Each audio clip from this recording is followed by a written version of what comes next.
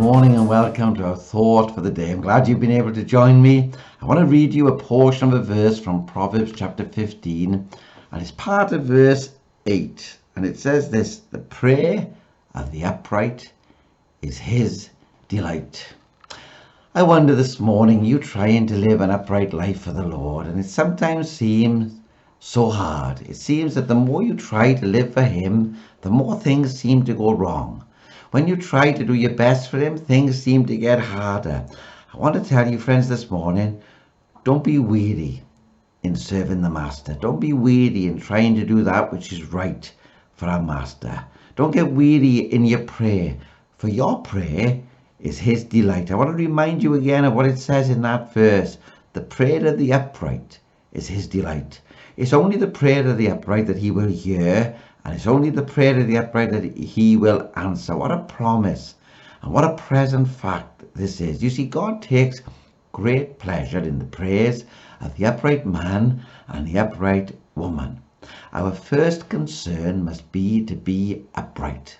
Never mind what else happens, it must be our desire to live an upright life for Christ, not following the trends of this world, but the truth of his word.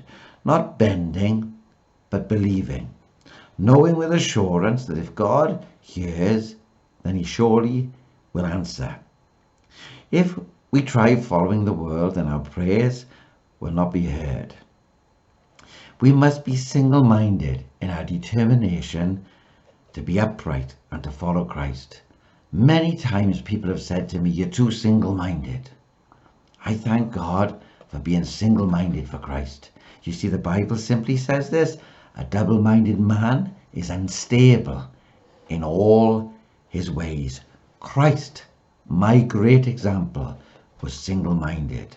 Single-minded in his determination to go all the way to Calvary. Remember that verse in Scripture where it says he set his face as a flint to go to Calvary.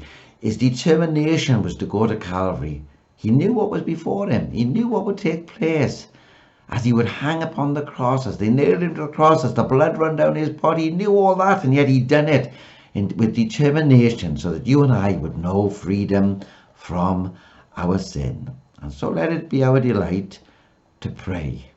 And if it's our delight to pray, it will be his delight to hear our prayer and to answer. You see, he does not look for a head full of grammar, but he looks for a heart full of gratitude. And when it is hardest to pray, we must pray our hardest. Remember the words of Jesus upon the cross as he prayed. Remember what he said. He said, "Father, forgive them, for they know not what they do."